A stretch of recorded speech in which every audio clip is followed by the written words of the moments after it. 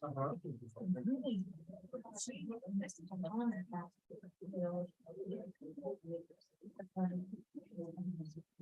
Ага.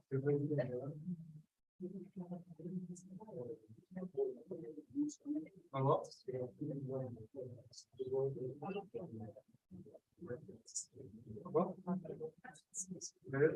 Привет. Вы можете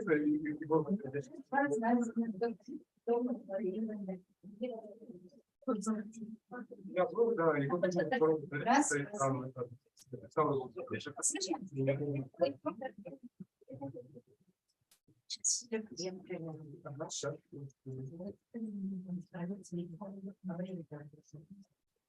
я не слышал,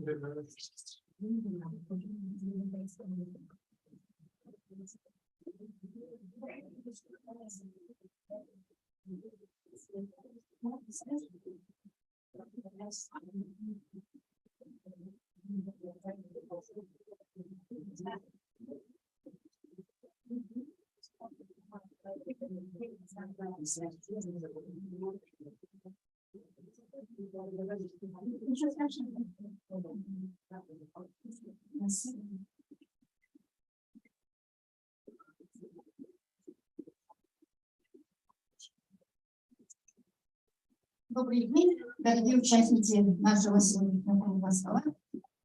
Меня зовут Инна Слябина, директор Реабилитационного центра «Особый ребенок». Я сегодня являюсь куратором нашего мероприятия, проекта «Как дома». Разрешите представить наших гостей. Светлана Борисовна Полыбанова, директор Центра дневного пребывания «Горди», эксперт психолого-педагогического сопровождения детей с нарушениями развития, в том числе с ментальными. Санкт-Петербург. Директор службы по связи с общественностью и организационному развитию Юлия Юрьевна Гребенкина, Санкт-Петербург. Наталья Юрьевна Полицкая, директор Центра поддерживаемого проживания «Гарантия», Санкт-Петербург. Свения Евгеньевна Водолева, администратор Центра поддерживаемого проживания «Гарантия», эксперт проекта «Как дома», выпускник дом-интерната для детей-инвалидов города Санкт-Петербурга. Руководитель департамента комплексного развития системы социального обслуживания Республики Саха-Якутия Корякина Мария Викторовна. Заместитель руководитель департамента комплексного развития системы социального обслуживания Юрий Валентинович Пономарев.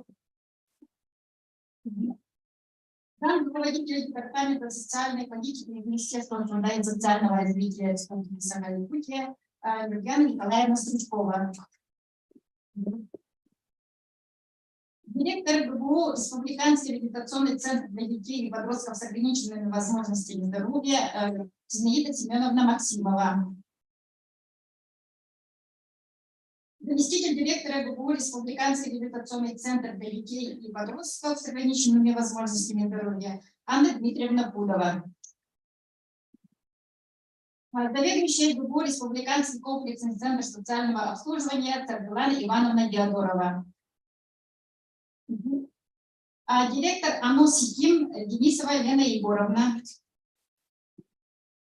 Директор АНО абилитации и поддержки детей и взрослых трудоспособного возраста с ментальными нарушениями СНИДИ Эхлясова Альтавина Прокопьевна. Я всех представила, и сегодня у нас в гостях наши родители и специалисты наших учреждений, в том числе еще к нам пришли сегодня студенты педагогического института. Приветствуем вас, спасибо, что пришли, и сегодня мы сейчас начинаем, дадим слово нашим дорогим гостям по проекту «Как дома». Сегодня у нас будет очень интересный круглый стол развития сопровождаемого проживания в Якутии у нас только начинается. И в нашем регионе, это, можно сказать, даже идет работа на Дальнем Востоке, впервые мы будем еще примерно находиться. И сейчас я представляю слово корейской Наталье Георгиевне, директору Центра поддержанного проживания, с докладом использования ассистивных технологий и сопровождаемого проживания. Пожалуйста. Можно, да?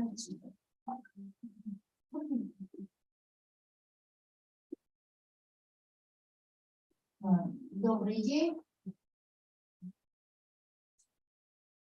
А можно попросить презентацию? Первая презентация, пожалуйста. Сейчас. И у нас идет прямая трансляция в Zoom для отдаленных районов, и кто не смог сегодня подойти.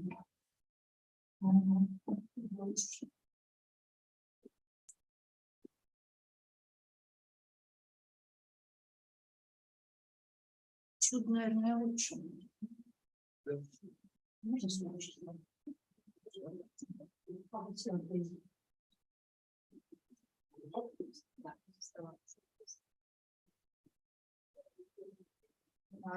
В Санкт-Петербурге сопровождаемое проживание реализуется, в принципе, достаточно давно, но если мы скажем о количестве людей, которые проживают в этой форме обслуживания, то их будет очень немного. Ведь на 1 ноября 2022 года, по данным Минтруда, в Санкт-Петербурге проживают около 57 тысяч инвалидов с психическими нарушениями, и лишь 55 человек из них проживают в форме сопровождаемого проживания.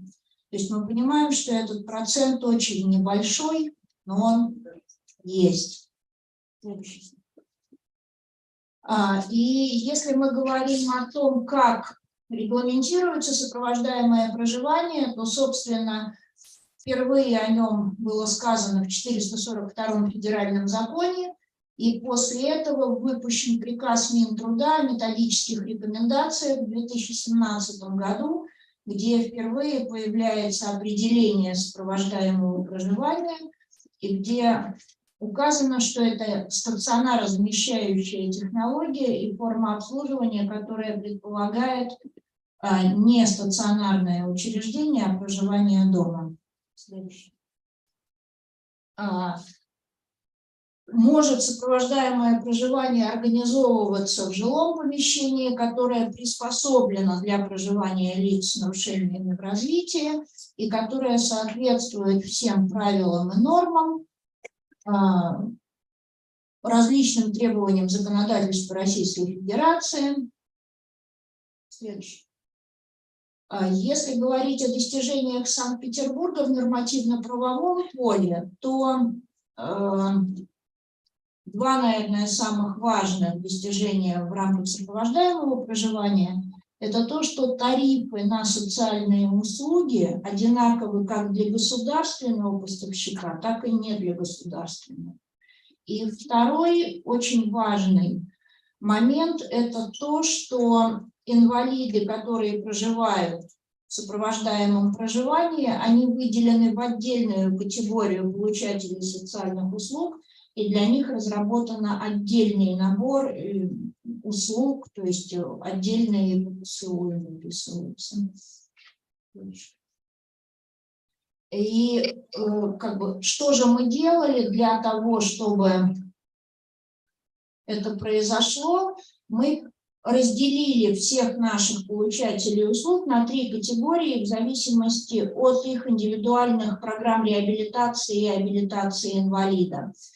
Если в ИПРА у инвалида 2-я группа инвалидности и нет 3-й степени ограничения жизнедеятельности по основным категориям жизнедеятельности, то это, собственно, легкая степень, и такой человек будет получать около 1500 услуг, и стоимость такой программы в месяц составит 27 454 рубля. Если у нашего проживающего первая группа инвалидности и не более чем 2 тройки в ограничениях жизнедеятельности, то это средняя степень потребности, средняя степень нуждаемости, и такой человек получит 2700 услуг в месяц, и стоимость его программы будет 51 119 рублей. И, наконец, если это первая группа инвалидности и более 3 троек по основным ограничениям жизнедеятельности, то там мы получим более 5000 услуг, ну и, соответственно, цена программы будет составлять под 80.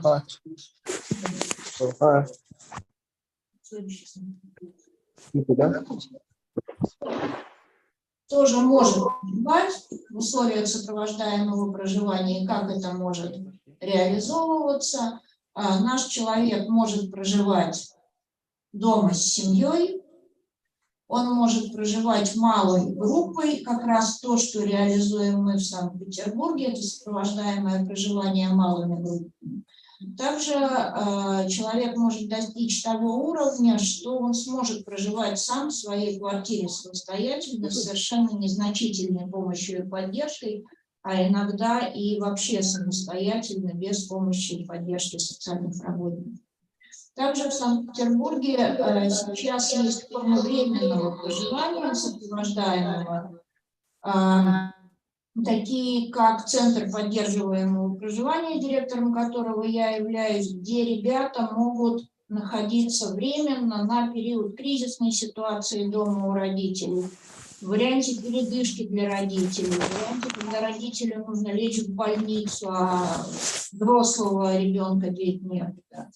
То есть такая форма тоже у нас предусмотрена. Собственно, как появился первый дом, это сотрудничество бизнеса, государства и некоммерческой организации. Бизнес – это строительная компания ЛСР, которая построила нам дома сопровождаемого проживания и передала ГАРДИ в безвозмездное пользование сроком на 49 лет с возможностью последующей пролонгации. Государство оплачивает нам предоставленные услуги, поскольку мы являемся поставщиком социальных услуг внутреннего реестра, организует повышение квалификации специалистов и осуществляет методическое руководство. Это Комитет по социальной политике Санкт-Петербурга, который этим занимается. И, наконец, некоммерческая организация, в данном случае ГАРДИ, мы предоставляем социальные услуги в форме обслуживания на дому, обучаем персонал, который работает у нас, организуем дневную занятость и досуг наших ребят и обеспечиваем сопровождение к получению медицинских и образовательных услуг, которые ребята получают как обычные люди в организациях подведомственных здравоохранению и образованию. Как выглядит наш дом? На данный момент 2 трехэтажных коттеджа. Один из них был открыт в 2017 году, второй в 2019 году. Они полностью доступны в плане доступности для инвалидов. И в каждом таком коттедже по 3 квартиры. То есть каждый этаж – это квартира. На слайде представлен план типового этажа. На типовом этаже, типовым считается 2-й и 3-й этаж, проживает по 7 наших получателей социальных услуг. У каждого своя жилая комната с собственным санузлом, прихожей. На 2-м, 3-м этаже есть балкон. И есть общая кухня-гостиная, где ребята могут готовить себе еду, собираться вместе, проводить какие-то досуговые мероприятия. Отличие 1-го этажа от обычных состоит в том, что на месте 2 комнат находится стойка администратора и комната администрации дома, поэтому на 1-м этаже проживает не 7, а 5 человек. И таким образом мы получаем, что в каждом доме может проживать 19 наших ребят, То есть каждый из них рассчитан на 19 человек. То есть в данный момент в 2 домах у нас проживает 38 наших ребят. На слайде показана, собственно, доступность наших коттеджей с тем, что есть лестницы, есть пандусы, которые дублируют лестницы, поручни, как на пандусе, так и на внутренних лестницах в доме. Лоджии сделаны с максимальным ступенем, что позволяет ребятам в летний период там столики какие-то выставить на свою лоджию, чаю попить, наблюдая за тем, что происходит. Вот.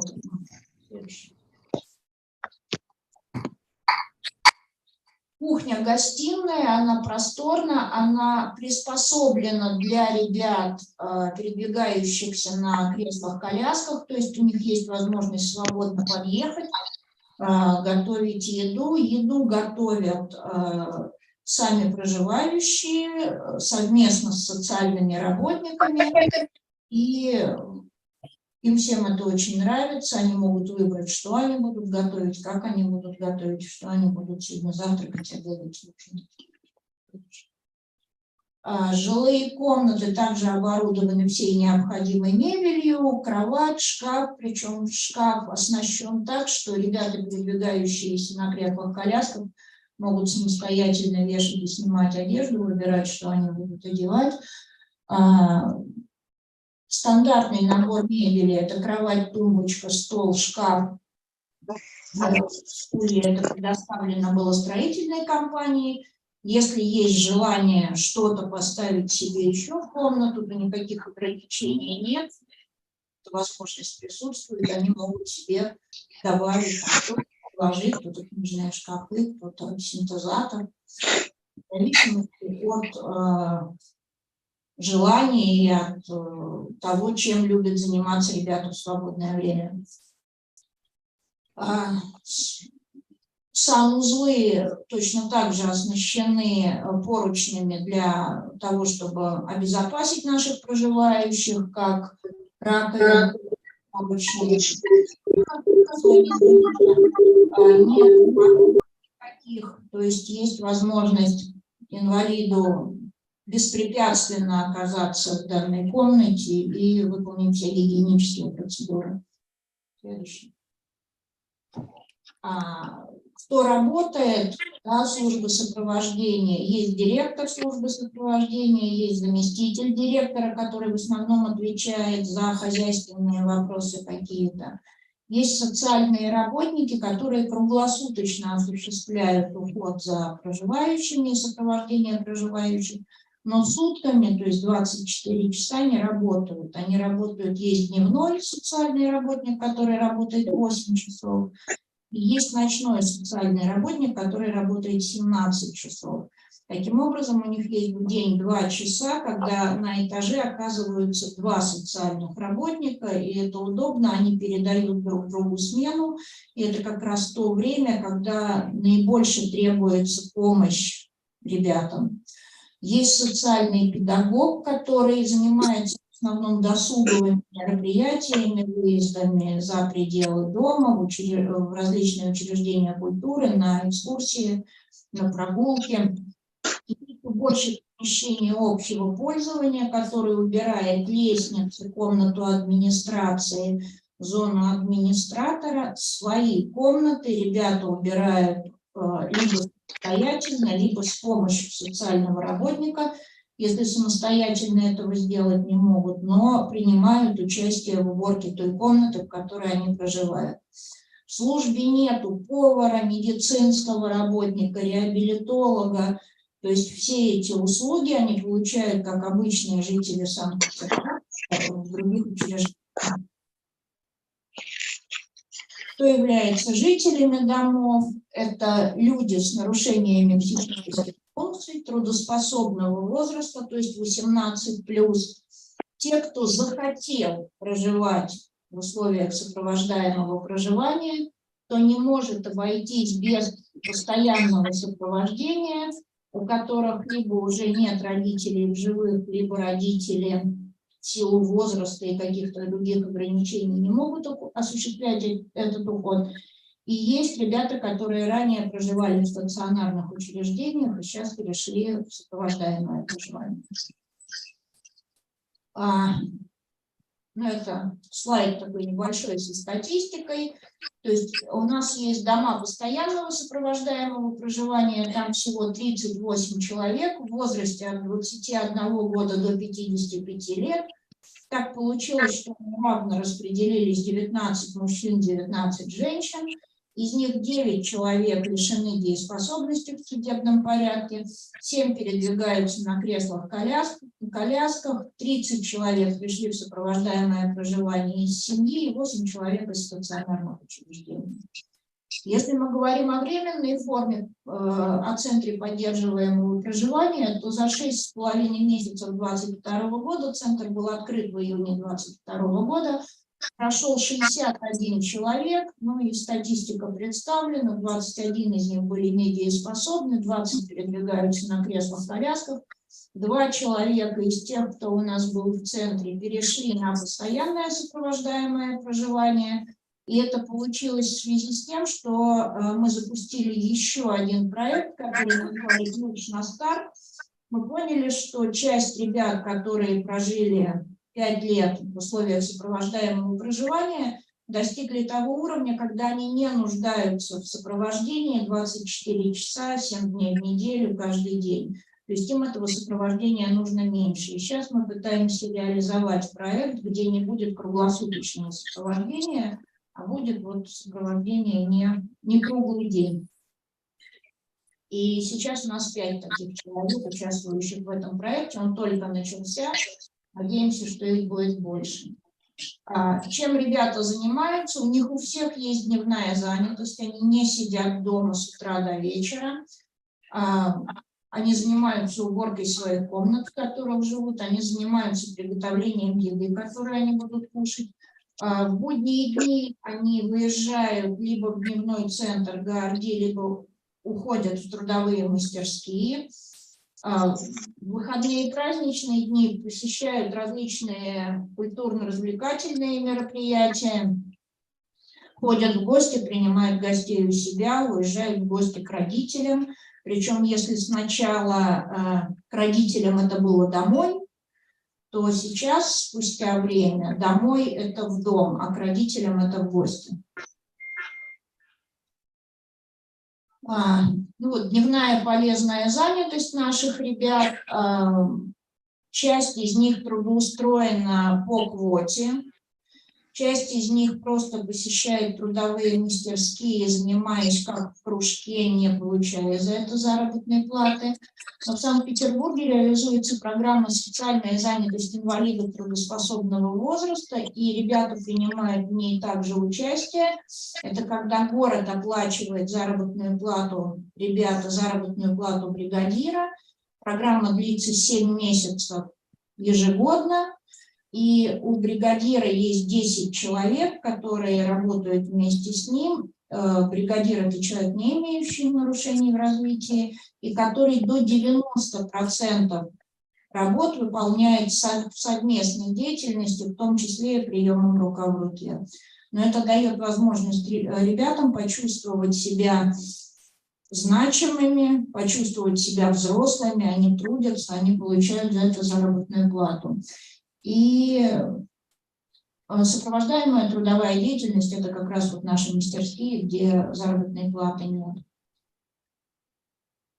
Другие услуги, их много, медицинские услуги все получают по полису обязательного медицинского страхования в районной поликлинике. Занятия физкультурой и спортом могут происходить как в спортивных комплексах города, и ребята посещают и танцевальную студию, и бассейн, занимаются скандинавской ходьбой, так и в центрах социальной реабилитации инвалидов и детей-инвалидов в районе. Образование, поскольку они все взрослые, собственно, школьное образование они уже закончили, но в Ленинградской области есть мультицентр социальной и трудовой интеграции, и 2 человека, которые участвуют в проекте социального воздействия, в Якутске уже этот центр закончили, и 3 человека там сейчас обучаются, получают профессию. Наши жильцы точно так же имеют возможность там отучиться.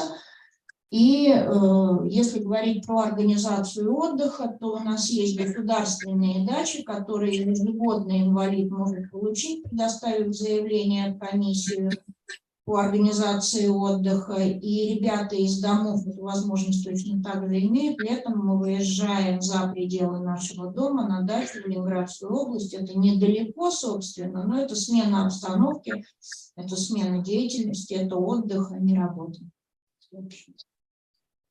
Если говорить о стоимости, в 2022 году стоимость одного нашего клиента составила в месяц 111 779 рублей. В 2023 году эта стоимость чуть увеличится. В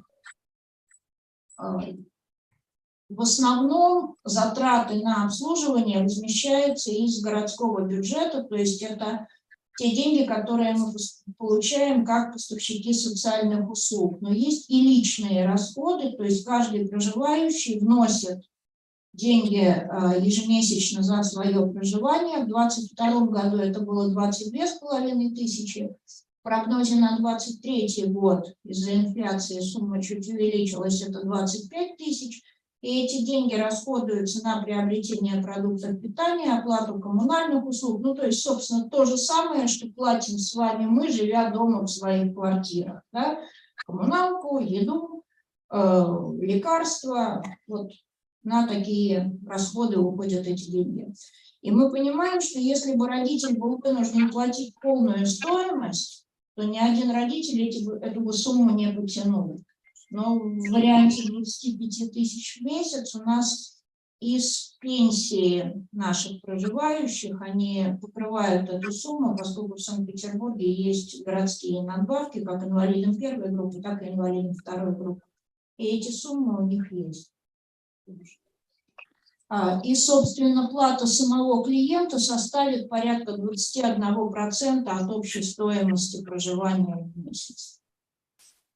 Порядка 51% это деньги, которые мы получаем как поставщики социальных услуг, и порядка 28% это спонсорская помощь, это гранты, которые мы стараемся выигрывать.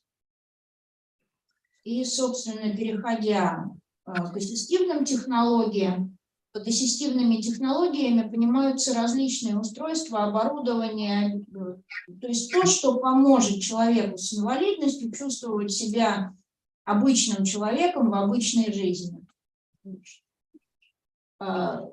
Если мы говорим про классификацию, то ассистивные технологии делятся в зависимости от того, какие функции у человека нарушены. То есть технологии для людей с сенсорными нарушениями, включая нарушения слуха, зрения и речи, технологии для людей с физическими нарушениями, нарушениями опорно-двигательного аппарата, технологии для людей с когнитивными нарушениями и технологии для людей с ограничениями по общемедицинским показаниям, например, это пожилые люди и люди с серьезными различными соматическими заболеваниями. Задачами ассистивных технологий, собственно, задачи на слайде представлены, они помогают человеку в обычной жизни. То есть это то, что может ему помочь не чувствовать себя не таким, как все. И с 15 марта на учебной платформе ГАРДИ мы запустили обучающий курс по ассистивным технологиям. Знаю, что коллеги из Якутска в этом курсе участие принимают. Мы выложили те материалы, которые наработали за время существования нашей организации. Попросили экспертов из Института Альбрехта и Института усовершенствования врачей, экспертов Минтруда России посмотреть этот курс. Они дали свой отзыв, и этот отзыв также представлен на обучающей платформе. И сейчас я хочу немножко рассказать о тех ассистивных технологиях, которые мы используем в работе в ГАРДИ и которые используются в Санкт-Петербурге, в том числе и в государственных учреждениях. Собственно, мы попытались разделить ассистивные технологии по направлениям. И ассистивные технологии, которые включаются в обучающие процессы, помогают ребятам в обучении, это такие, как альтернативная коммуникация. Я думаю, что этой технологией пользуется большинство специалистов и большое количество родителей. Это то, что помогает ребенку, взрослому человеку взаимодействовать с окружающим миром. Это использование коммуникаторов, различных пиктограмм, то есть то, что поможет человеку либо усвоить какой-то процесс, обыденный совершенно, умывание, раздевание, еда, или что ему поможет общаться с окружающим миром. То есть когда я не могу сказать, я могу показать. И как раз вот альтернативная коммуникация помогает в этом общении, очень активно используется и в дневном центре, и в мастерских, и в центре поддерживаемого проживания, и во многих государственных учреждениях, как стационарных, так и полустационарных. Следующая технология, которую мы также включили в обучающий процесс, это технология личностно-ориентированного планирования жизни, то есть когда мы учитываем потребности личности нашего клиента в его обыденной жизни, технология, с которой нас познакомили финские коллеги достаточно давно, и мы активно ее взяли на вооружение и используем. Составление – это индивидуальная работа с каждым, мы с каждым составляем карты этих в стандарте методики всего 8, но она и тем и хороша, что позволяет добавлять то, что тебе необходимо. То есть в свое время мы делали карту планирования бюджета для того, чтобы ребята, которые выходят в более самостоятельную жизнь, понимали, какие у них есть доходы, какие у них есть расходы, и чтобы это наглядно было видно. Мы делали карту профориентации для ребят, чтобы они понимали и видели, какие у них есть желания, какие у них есть возможности, каким профессиям они могут обучиться. То есть технология, которая учитывает и возможности, и желания нашего человека с инвалидностью.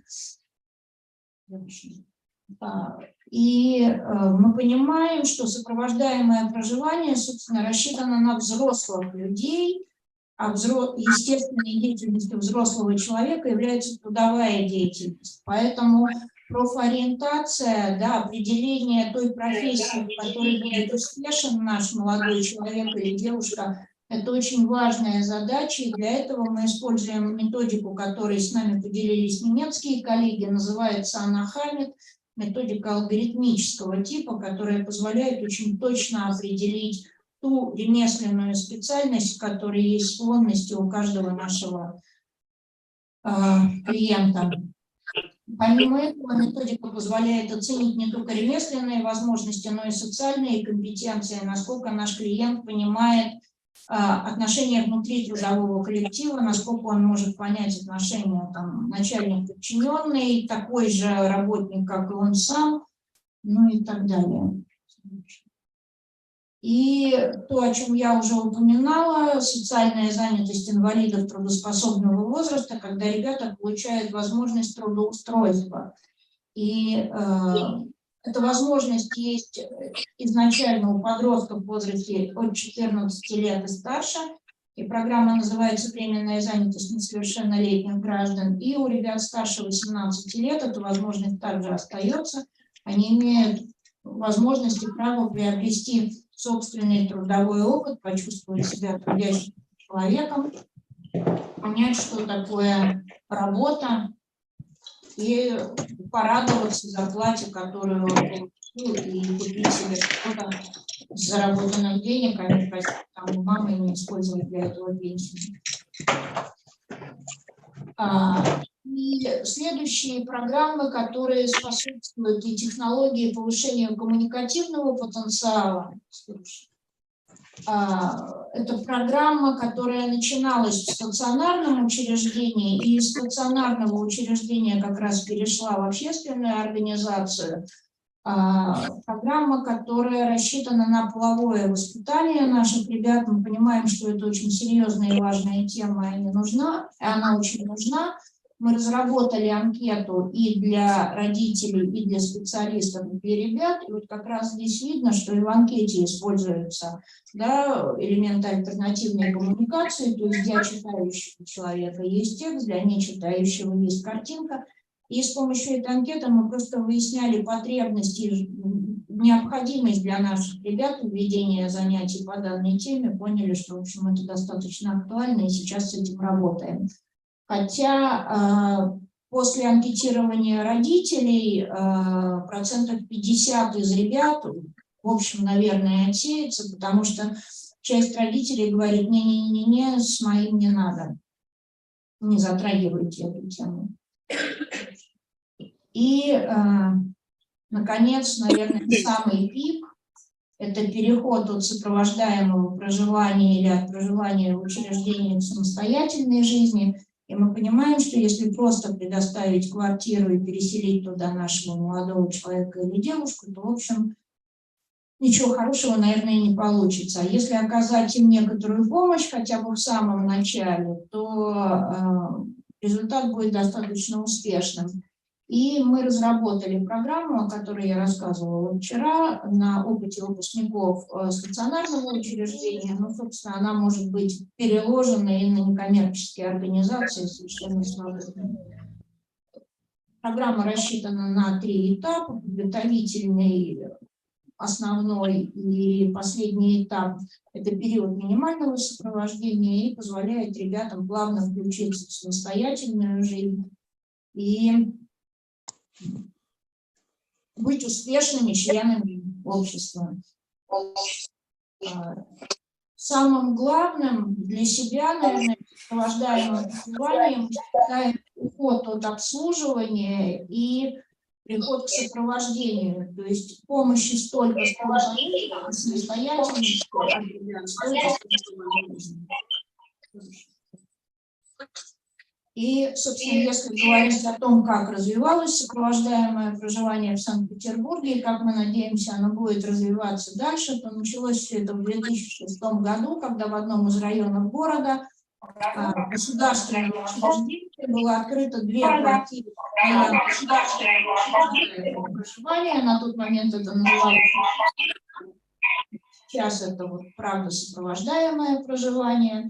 В 2017 году был открыт 1-й жилой дом, в 2019 открыт 2-й жилой дом, в 2022 открыт центр. Надеемся, что в 2023 у нас будет еще 2 дома постоянного сопровождаемого проживания. Строительная компания их подвела уже под крышей и занимается наружной и внутренней отделкой. Надеемся, что у нас будут еще одни трудовые мастерские в шаговой доступности от уже новых домов. И компания ЛСР говорит о том, что они на этом не остановятся, а будут строить такие дома дальше. Спасибо большое за внимание. Спасибо, Наталья Георгиевна. Если у кого-нибудь есть вопросы, можете прямо с места задать. Есть вопросы? Ага. Да, пожалуйста. Здравствуйте. Здравствуйте. Меня зовут Анна, я мама коллега. У нас получается 30.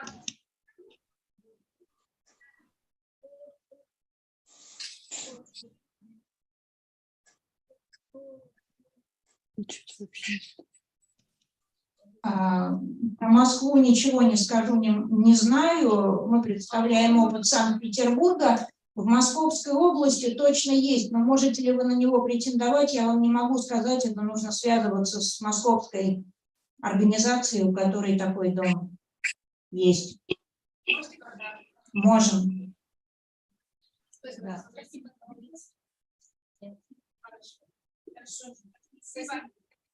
Есть еще вопросы? Ага. Если нет вопросов, мы продолжаем наше выступление. Семья Евгения Водолева расскажет сегодня про мой путь самостоятельной жизни. Пожалуйста. Здравствуйте. Микрофон слышно?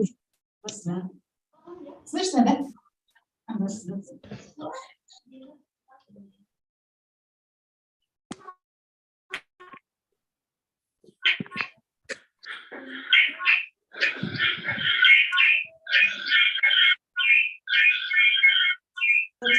самостоятельной жизни.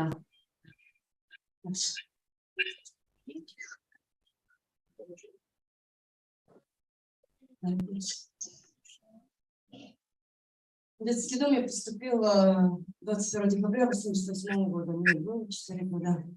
В детском доме мы учились. В 2010 году эксперт нам сдала экзамен и получила свидетельство об окончании школы.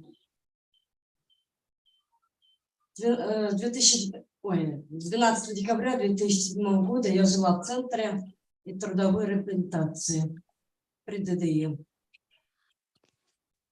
Мне нравится работать, заниматься спортом, отдыхать, заниматься творчеством.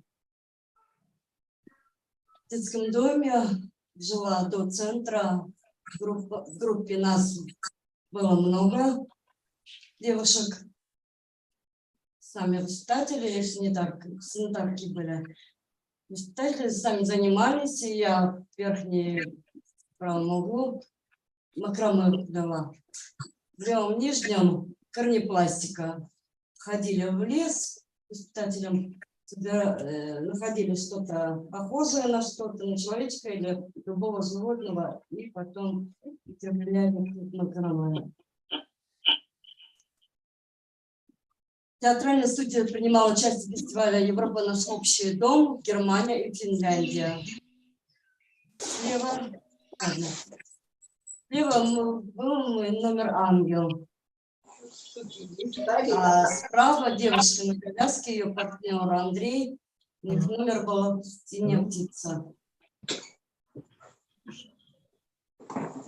Много лет занималась фольклорным ансамблем «Рябинушка», выступала и сольно, и в группе. Справа, где мы втроем, женщина играет на думре, я на металлофоне, на аккордеоне мой учитель по музыке был. Мы стали лауреатом фестиваля «Про театр» в Москве. Это акробатическая студия «Эврика», акробатический номер.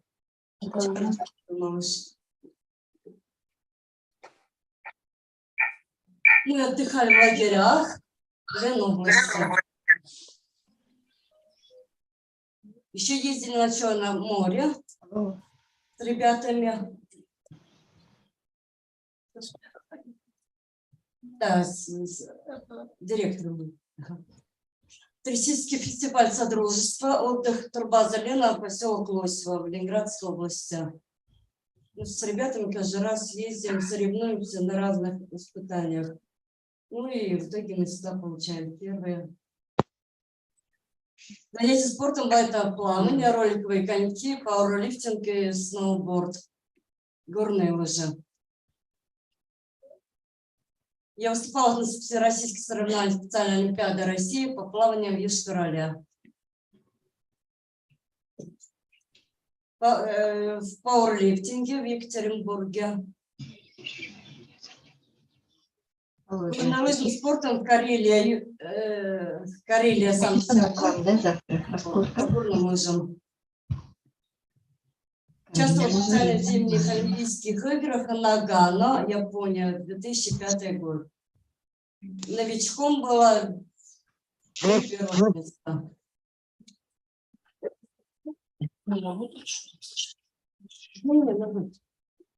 Всемирные специальные олимпийские игры Даха, США и Америка, 2009 год. Потом была Владимир Владимирович Путин Порошко. И мы с ним поехали в Айдахо и соревновались. Ну, талисманом был наш. Всемирные летние олимпийские специальные Афины, Греция, 2 первых места.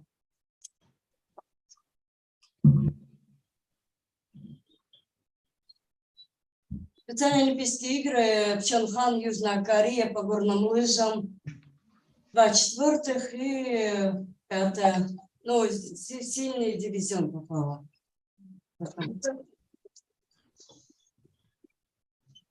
Европейские специальные Олимпийские игры от Верпен, Бельгия по плаванию. 14 год. Второе третье место.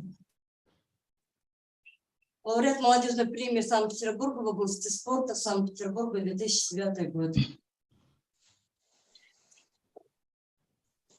Мы были гостями, я из детского дома, девушка со мной тоже ездила в Русском доме Олимпийских игр Лондон, Великобритания, 12 год. Нас пригласила Ксения Алферова и Егор Бероев, если вы их знаете.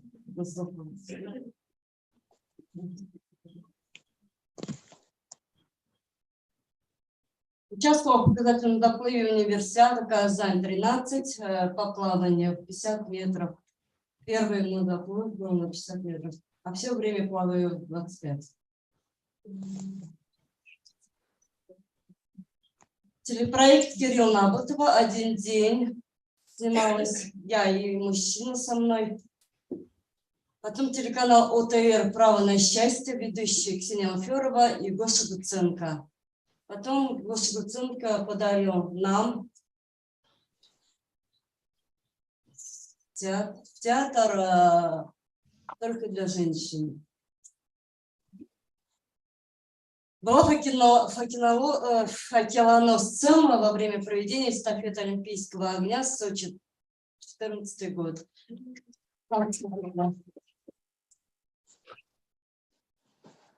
Были зрителями Паралимпийских игр в Сочи 2014. Вот этот, можно назвать, на чем передвигаются ребята, сочи-хоккей. Ну, кто не может ходить, и у них в руках 2 клюшки, ну, чтобы забивать гол или передвинуться с места на место. С 2000 по 2013 год работала учеником слесаря механосборочных работ, производственным техником комплекс-редуктор. Делала различные детали, фаска, резьба, отверстия на маленьких станочках. 2013-2015 работала помощником воспитателя в школе 439 Петродворцового района Санкт-Петербурга. Помощь детям, много это. Учитель занимается с ребятами. Ученик, если захотел по нужде, то я беру его, отвожу, а учитель остается в время. 2015 год вернулась на работу в производственно-технический комплекс «Редуктор». Проработала там до 2022 года. Сейчас я работаю в центре ЦПП поддержанного проживания Гарди администратором. Я прошла курс подготовки самостоятельной жизни социальной в доме. У нас там 5 человек училось. Хотела жить самостоятельно. В декабре 2015 года получила документы на собственную квартиру. В марте 2016 года я переехала жить в свою собственную квартиру. Я живу на сегодняшний день.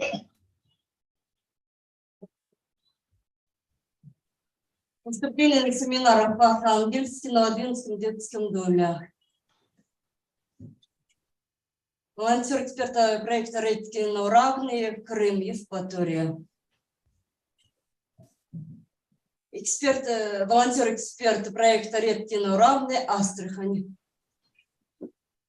Волонтер-эксперт «Редкино равные», Махачкала, Республика, Дагестан. «Редкино равные», Грозный, Чеченская Республика. Волонтер-эксперт проекта «Как дома», Красноярск. «Как дома», Севастополь. Продолжаю заниматься спортом. Сейчас осваиваю новый вид спорта. Это большой теннис. Он нелегкий. Он по виду спорта. Но стремлюсь Дальше. На какую-нибудь олимпиаду попасть.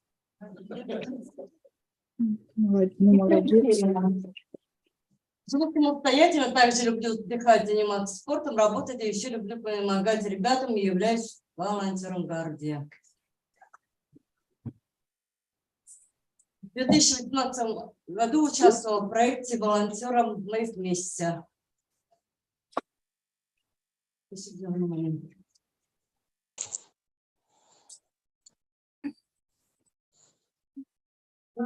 Ваш опыт, он уникальный, он опыт, такой прямо вдохновляет нас. Мы прямо восхищаемся. Да, это спасибо секретарю, директору моему детского дома, где я прожила, и тренеру секретарю Александра Николаевича.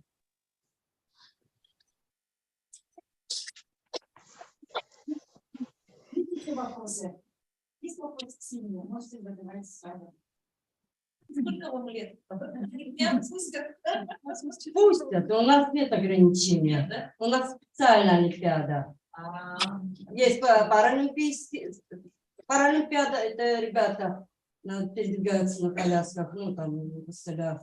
Ну и нормальные, вот, наверное, как вы. А у нас специальная олимпиада. Когда вы все успеваете, такая насыщенная жизнь, я поражаюсь. Везде поспел наш... Нет, везде поспел наш... Короче, как так. Наш пострел везде поспел, да.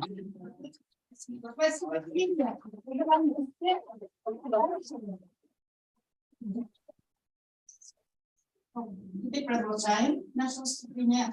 И сейчас мы приглашаем Семеновну Максимову, организацию учебного сопровождаемого проживания на примере ГБУ Республиканский реабилитационный центр подростков СВЗ в городе Якутске. Начинаем работу с детьми, постепенно мы будем возрастать. Спасибо.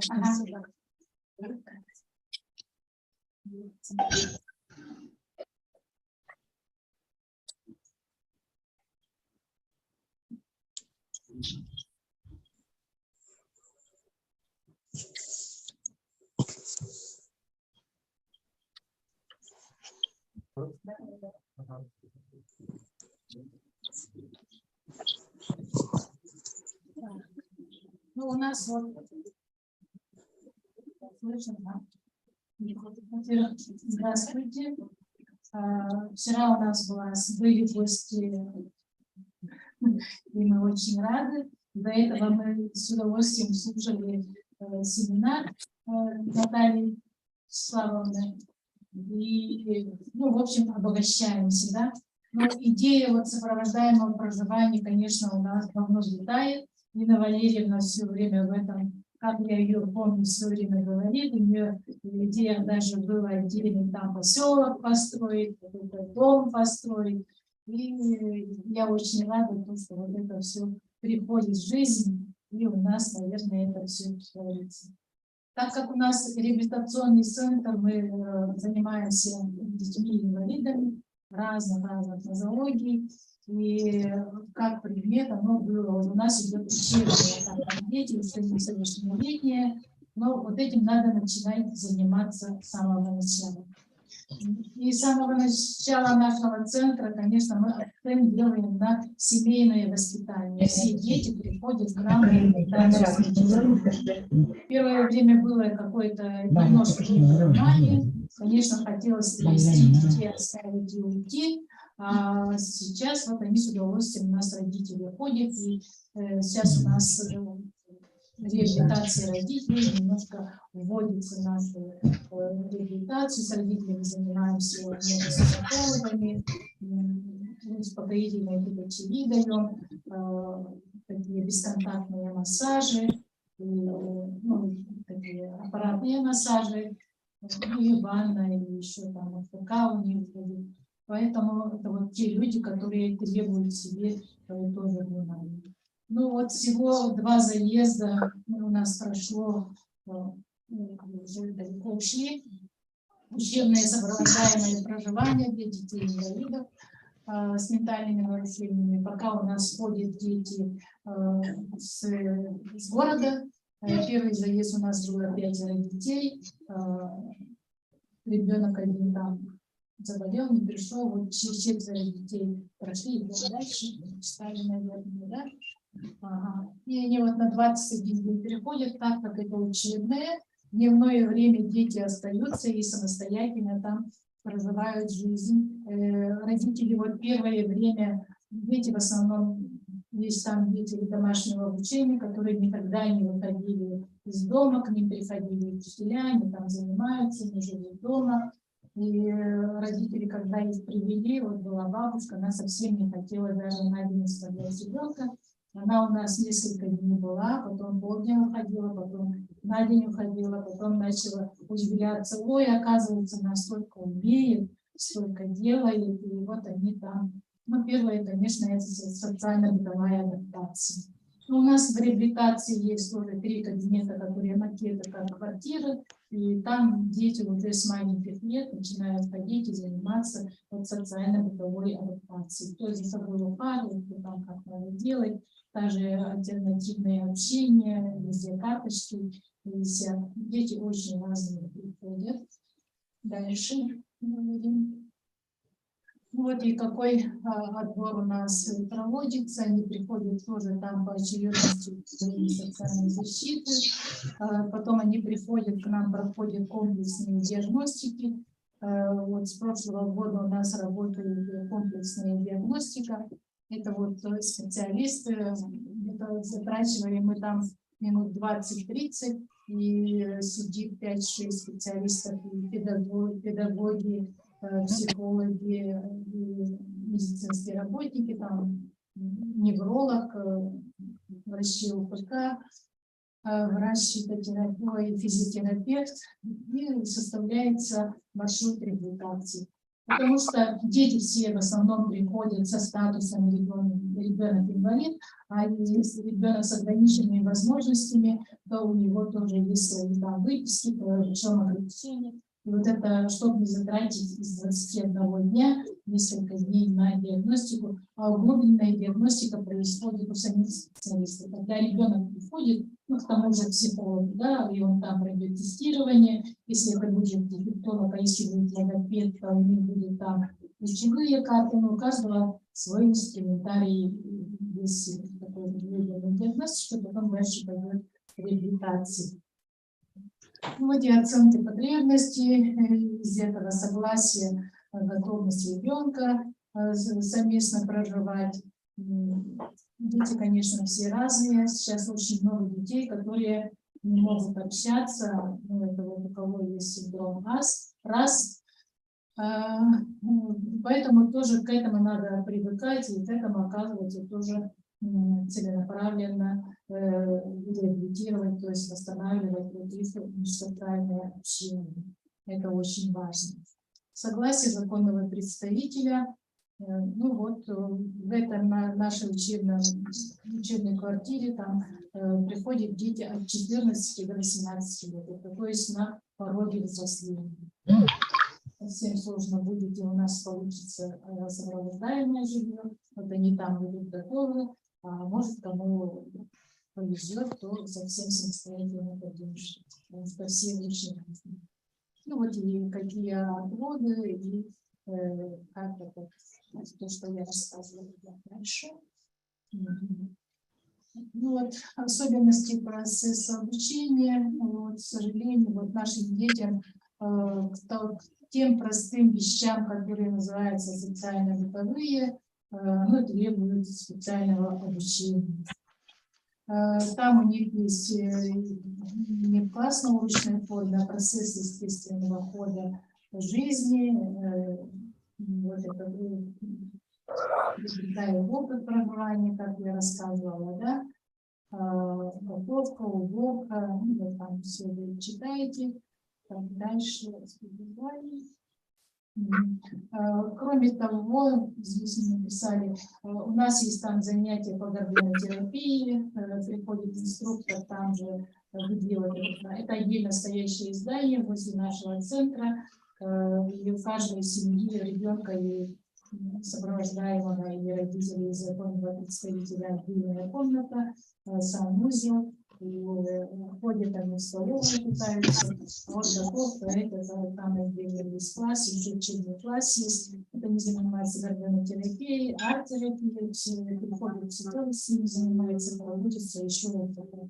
Дальше, там фотографии я уже не вижу. Оля.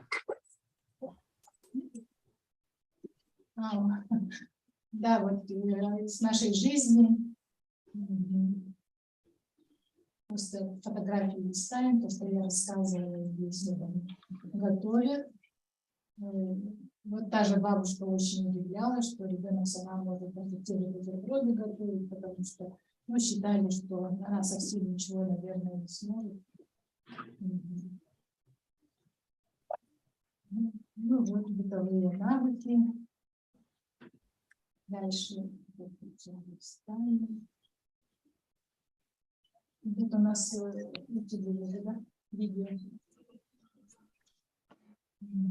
Ну, также вот социально-средовая реабилитация. Они ходят с педагогами в магазины ближайшие. Вот гормонотерапия, о которой я говорила. Я надеюсь, что это пригодится в жизни. И они ходили в республиканский техникум профессиональной медико-социальной реабилитации инвалидов. Возможно, они пойдут туда получать профессию. Профориентационная работа. И вот отзывы родителей. Так. Если опережаю вопрос, днем занимаются там сопровождающие тех, которых я рассказывала, постоянно с ними находятся вот этими всеми социально-бытовыми, социально-средовыми действиями, занимаются педагоги-психологи. Вдвоем вечером приходит помощник воспитателя, на ночь с ними остается, поэтому с ними ночевать приходят и остаются родители. Ну, вот так у нас устроено, это совсем новое, но те, которые были, понравилось, и последнее вот у нас девочка говорит, давайте вы тоже приходите к нам и будете у нас такой и стирать что-нибудь. Человек понимает, что к чему. Ну, вот так.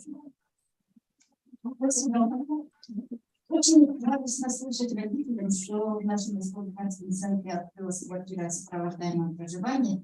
И сейчас многие родители очень заинтересованы в работе именно вот этой программы. И будет очень много вопросов, будем работать совместно, будем сотрудничать. Спасибо. Продолжаем. Тоже сейчас продолжение идет по работе с детьми.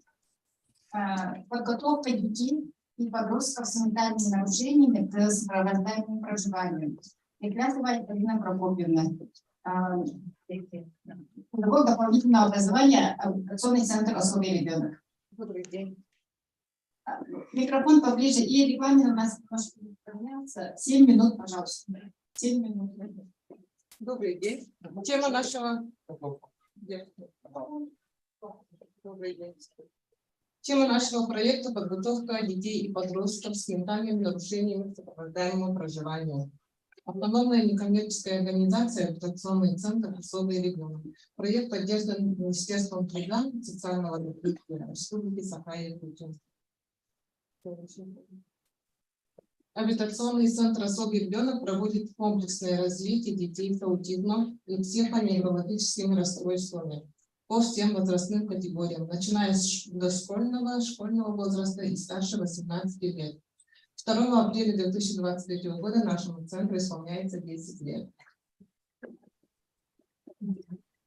Цель нашего проекта – это подготовка к сопровождаемому проживанию лицам с нарушениями ментального развития, возможности обучения элементарным навыкам, умениям, знаниям, самообслуживанию, поведению в быту, общественных местах, самоконтролю, навыкам общения и другими формами жизнедеятельности. Основные задачи проекта – это развитие социальных навыков, самостоятельного проживания, Навыки самообслуживания – это умение следить за собой, за одеждой, за обувью, убираться в комнате. Навыки самоконтроля, общения. Навыки по поведению домашнего хозяйства – это умение приготовить пищу, пользоваться бытовыми приборами, да, закупить необходимые продукты и предметы домашнего обихода. Распределение бюджета, планирование. Дальше проведение онлайн-семинаров, занятий для отдаленных районов с охватом где-то 500 инвалидов. Виды занятий: самообслуживание, кулинария, творчество, правила поведения в общественных местах, проведение онлайн-обучения для отдаленных районов республики. Это вебинары, консультации, оказание консультационной помощи психологов и психологов для подростков с ментальными нарушениями. Следующий слайд.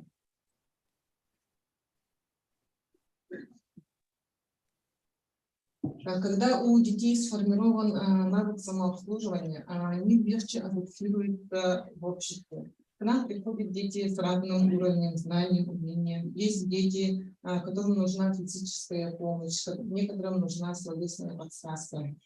Мы приучаем детей убирать за собой, мыть руки после занятия, одеваться, раздеваться самостоятельно. На занятиях по кулинарии, мы работаем с соленым тестом, с крупами и так далее. Ребята из старшей группы, они готовят разные по сложности блюда, учатся пользоваться бытовыми приборами с помощью, под присмотром педагога. Они готовили блины, они крутили мясо, да, на мясорубке, вот. Пользуются миксером. Следующий слайд. В наши группы ходят дети с разными навыками. Они имеют трудности в понимании инструкций, у них повышенная утомляемость, низкая концентрация внимания, слабая мелкая моторика, разные темпы выполнения задания. Они нуждаются в постоянной помощи взрослого. Первое время родители сопровождают во время занятия, помогают ему адаптироваться и узнать педагогу о его особенностях и привычках. У нас группы малокомплектные, группы по 4-5 детей. По творчеству мы занимаемся выжиганием по дереву, весной гардинотерапией, трудотерапией, убирают на улице снег старшие ребята. Пользуемся разными материалами, канцелярскими, природными. Темы у нас меняются по сезону. Ребятам очень нравится занятие творчеством, они с удовольствием забирают свои поделки после занятия. Старшая группа, слева верхний угол, старшая группа занимается в столярной мастерской. Они узнают, как работать с деревом и какие инструменты для этого необходимы. Соблюдая технику безопасности и под присмотром педагога, ребята осваивают новые для них направления. Также, следующий слайд. А также для укрепления физического и психического здоровья детей у нас проходят занятия по физкультуре. В теплое время года мы устраиваем занятия, игры на свежем воздухе. Мы планируем развить сельскохозяйственное направление, чтобы ребята научились ухаживать за цветами, да, сажать огород, работать с землей, работать в мастерских, где у каждого будет свой круг обязанностей, которые они будут выполнять с удовольствием. Периодически мы устраиваем культурно-массовые мероприятия. Для ребят ходим в парк, в выставки, в музеи, в кинотеатры ходим. Учимся, как вести себя в обществе, ждать очереди и слушать экскурсовода, например. Под социализацией мы включаем социокультурную реабилитацию, где дети занимаются изобразительным искусством, выезжают на пленэры.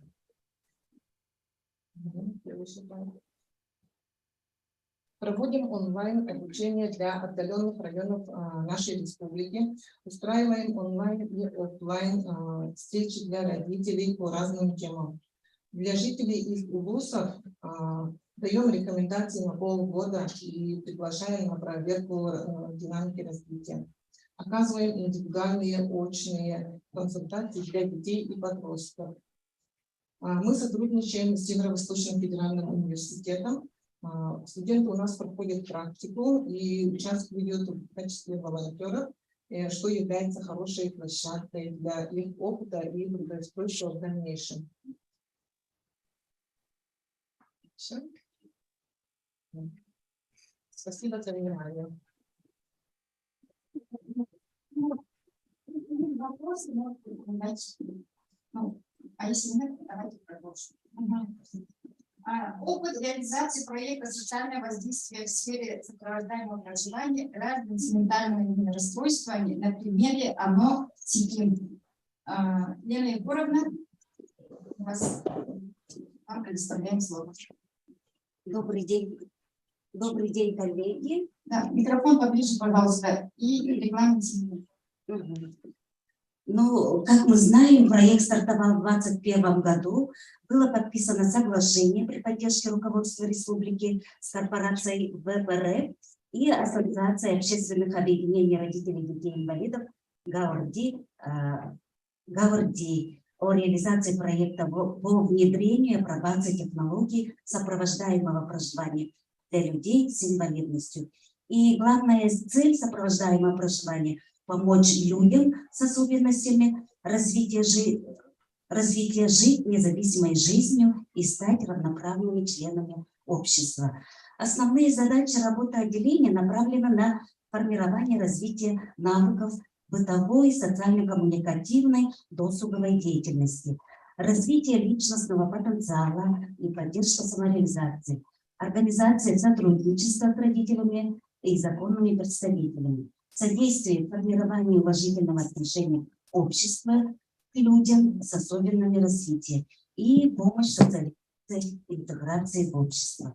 Всего в проекте участвует 37 человек, из них 12 бенефициаров, подопечные психоневрологических интернатов.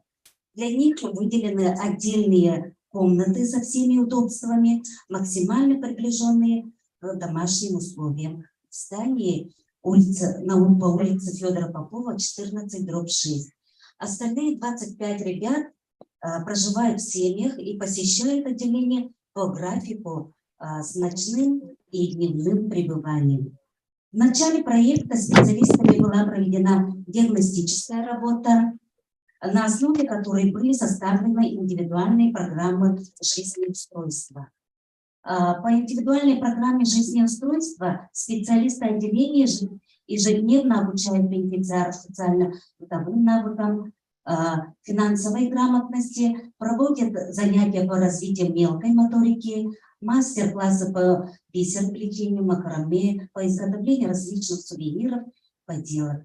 И психологи проводят тренинги на формирование и повышение мотивации, лояльности, самостоятельности, принятие ответственности, на межличностное взаимодействие, на развитие когнитивных функций, а также индивидуальные консультации по коррекции психологических проблем.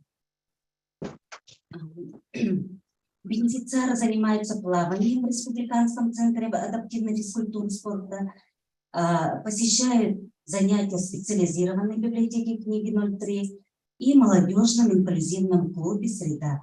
И обучаются в Республиканском техникуме-интернате профессиональной медико-социальной реабилитации инвалидов на курсах АЛАЗ, лазоплетение, точечная роспись.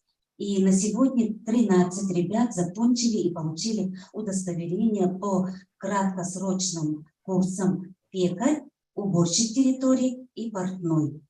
Кроме того, специалисты отделения проводят досуговые мероприятия, содействуют социальной абилитации бенефициаров. Ребята в свободное время посещают музеи, кинотеатры, культурные центры.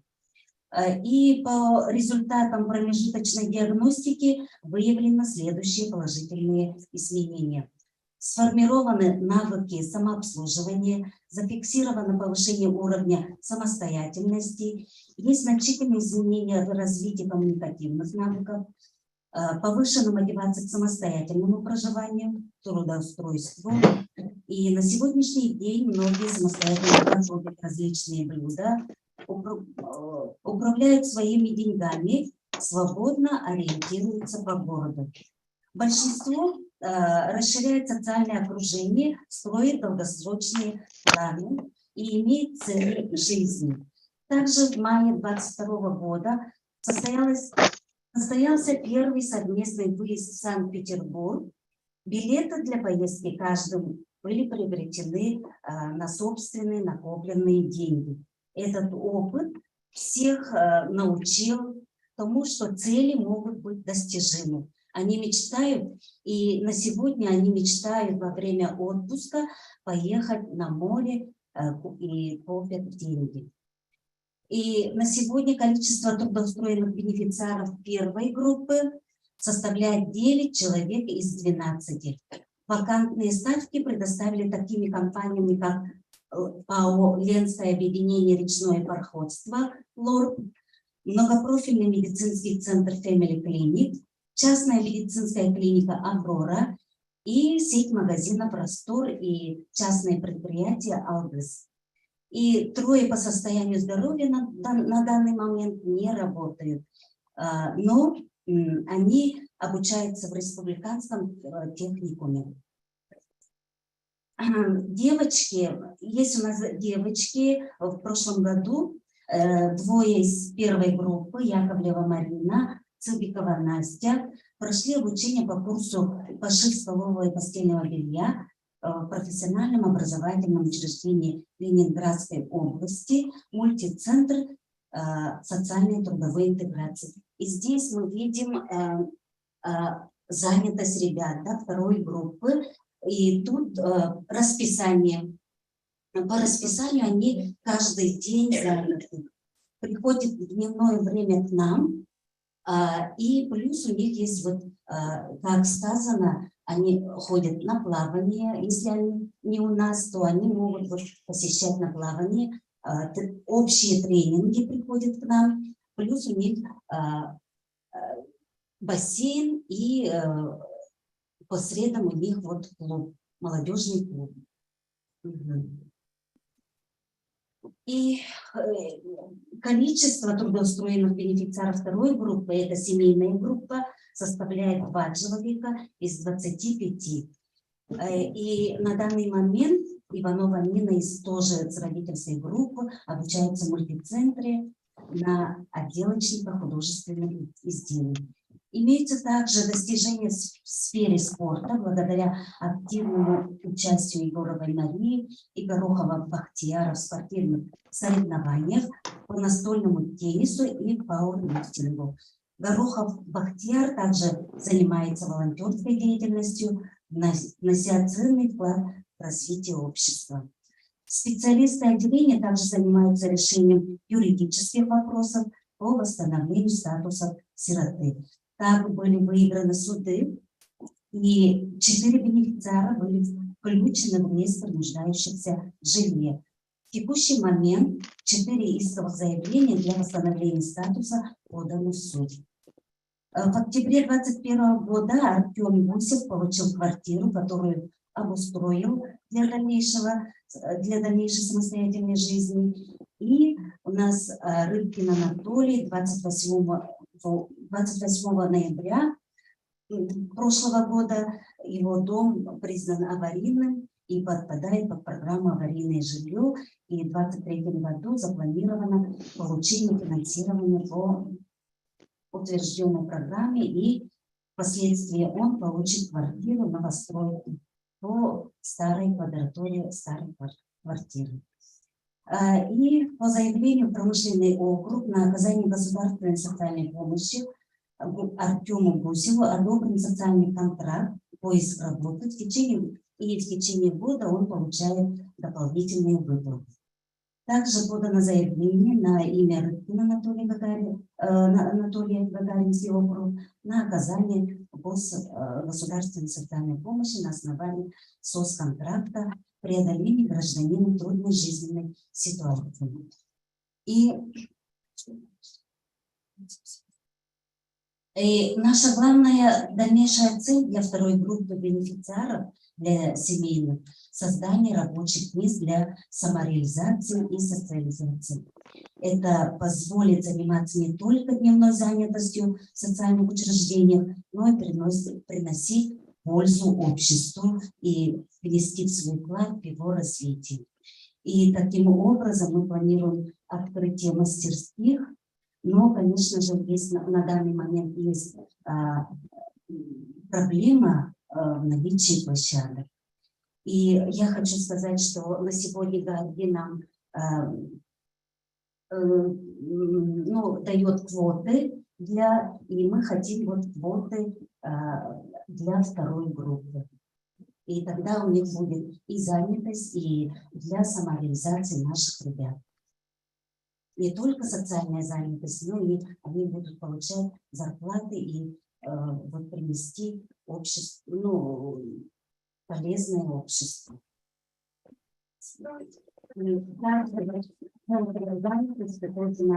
Когда откроются программы, они вот по программе организации сопровождения инвалидов при трудоустройстве есть такая программа, и они вот должны тоже нам дать квоту. Спасибо большое. Пилотного проекта с помощью ВЭП и ГАРДИ в Республике Саха-Якутия, она опробирована впервые на Дальнем Востоке, и поэтому этот опыт приносит у нас такие результаты и такие примеры по работе с молодыми людьми по сопровожданию проживания. Спасибо.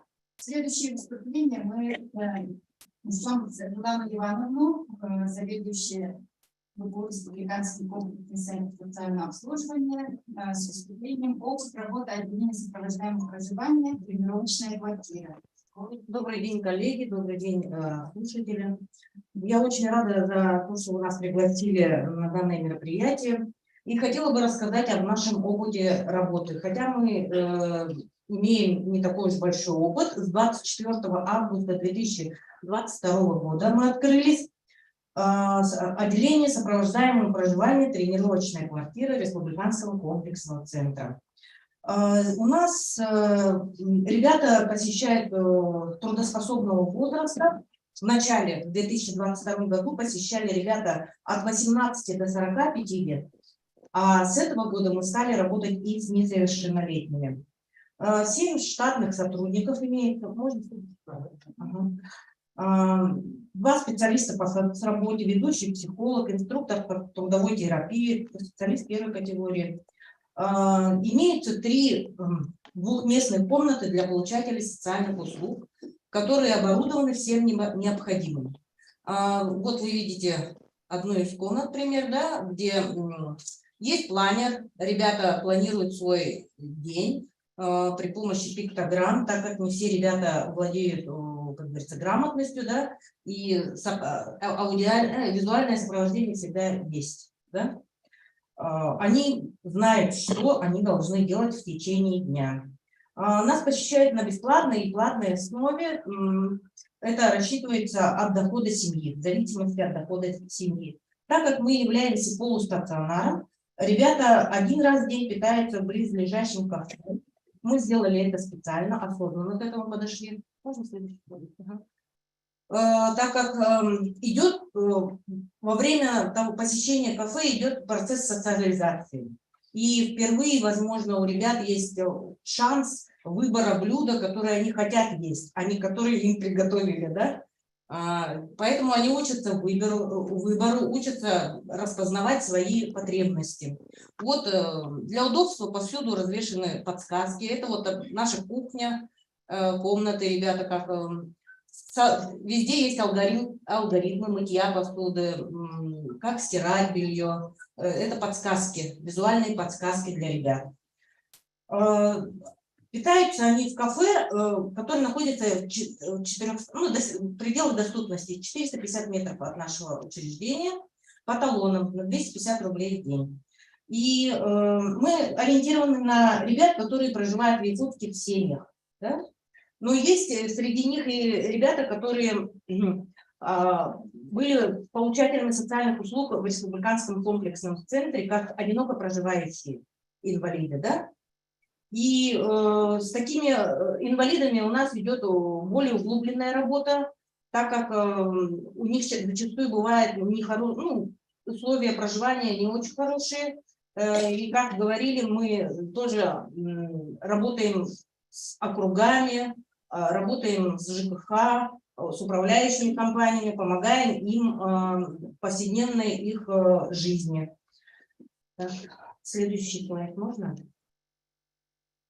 Здесь, так же, как и в предыдущих случаях, мы переняли опыт работ наших коллег.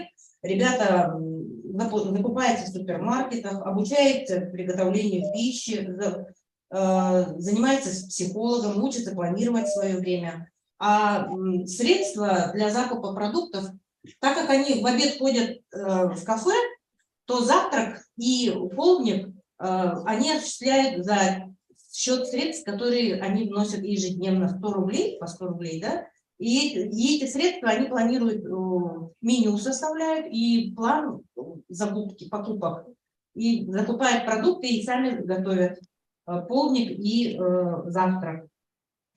3 группы есть 8-часового посещения, это которые ребята 6 человек, которые проживают в комнатах, да.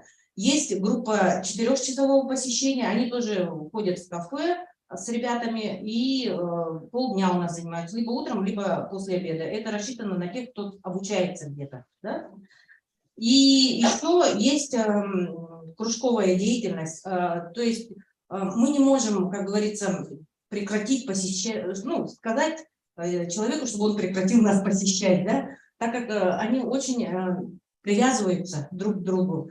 И чтобы не прерывалось их общение, как бы социализация, они посещают кружки. Кружки у нас проводятся ежедневно, 3 раза в неделю бассейн, ипотерапия, можно следующий слайд, да? Ипотерапия, вот мы не запрещаем. Также у нас особенностью является то, что мы сотрудничаем с волонтерами школы 3-го возраста. Это дедушки, бабушки, люди пожилого возраста, волонтеры. Они проводят, к нам приходят и проводят различные кружки. Вязание, изобразительное искусство, танцетерапию проводят для нас, так как они располагаются в нашем же здании. Поэтому нам очень удобно. И тут же связь поколений. У многих ни дедушек, ни бабушек не было, и как бы есть возможность пообщаться.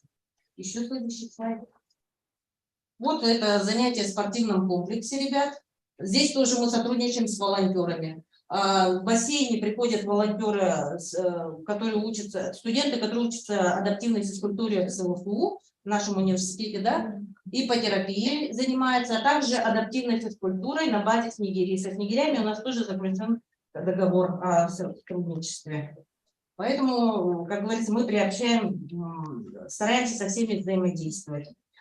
Также ребята, следующий слайд, посещают кружок судостроения в речном в этом институте водного транспорта, шитьем занимаются. Вот посередине фотографии это ребята как бы занимаются экопросвещением, да, мы занимаемся экопросвещением, и в рамках этой акции ребята сшили эко-сумки для мам к Дню матери. И наша деятельность была отмечена благодарственным письмом от министра экологии.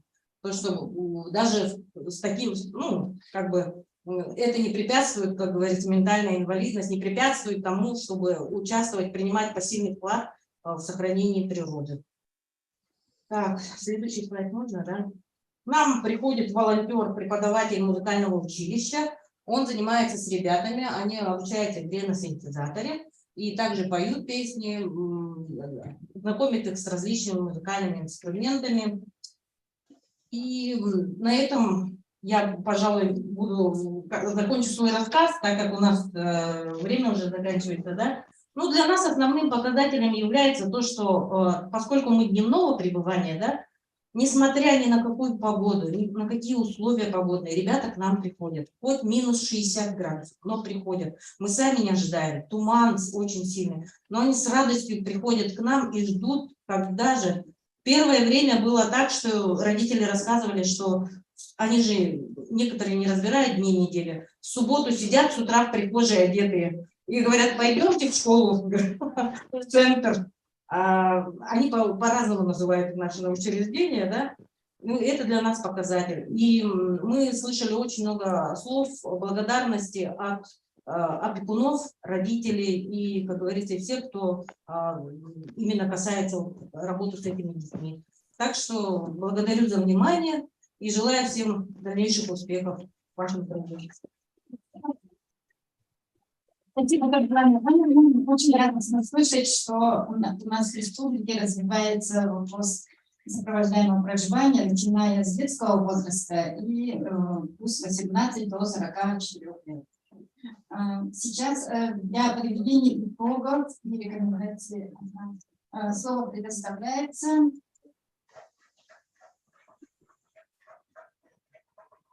Марии Викторовне.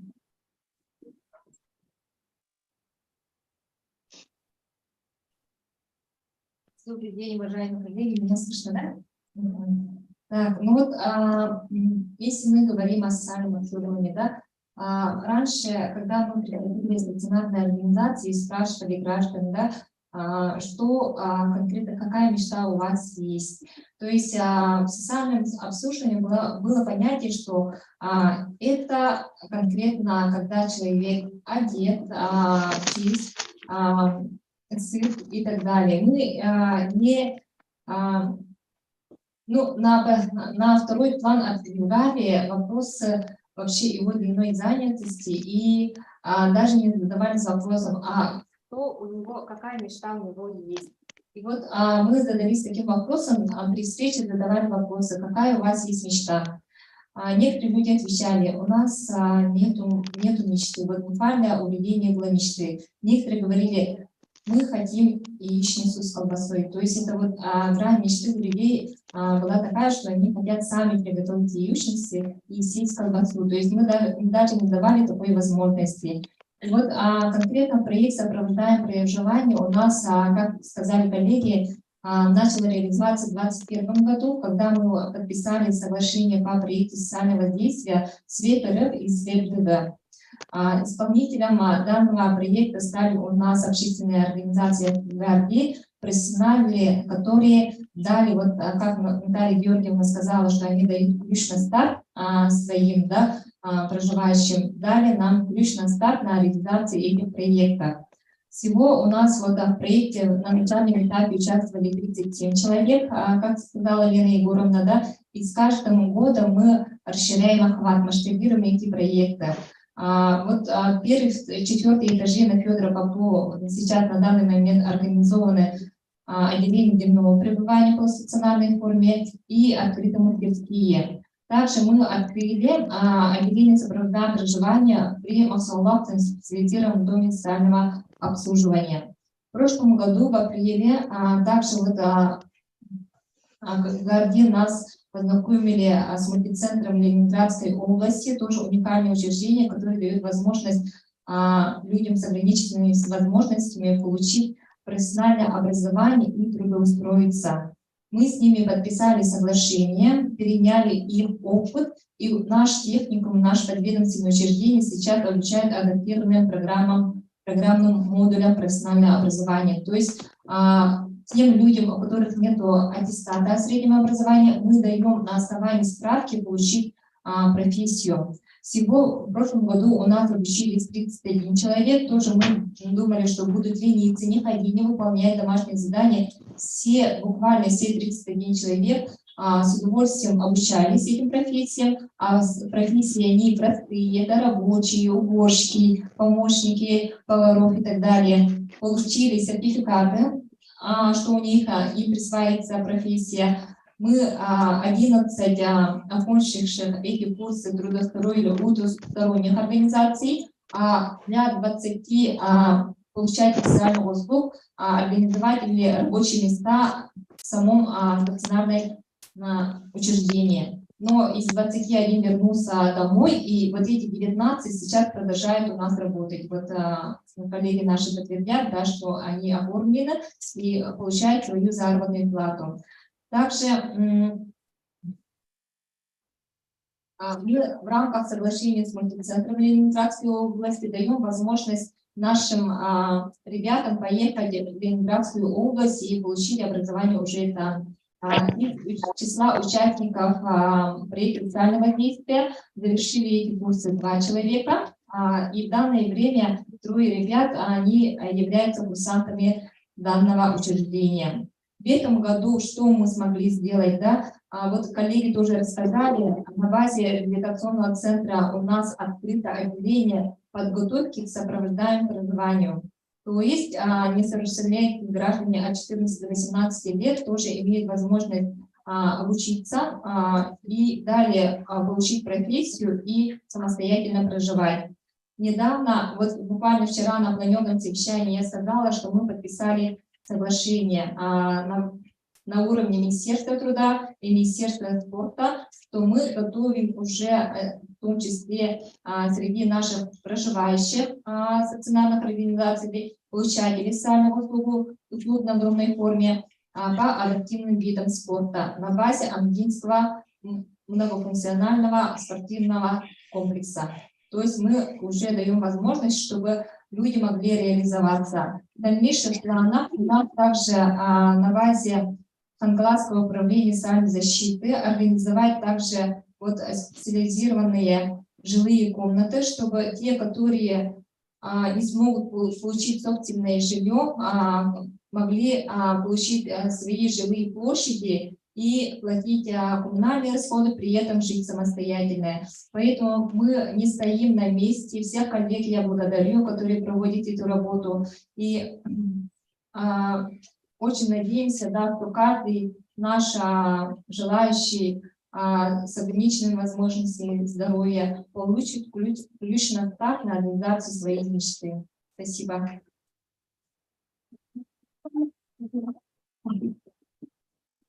Сегодня прошла очень интересная встреча. Интерес к вопросу сопровождаемого проживания в нашей республике растет. Сегодня очно приняли 66 человек участие и 42 человека в Zoom подключились.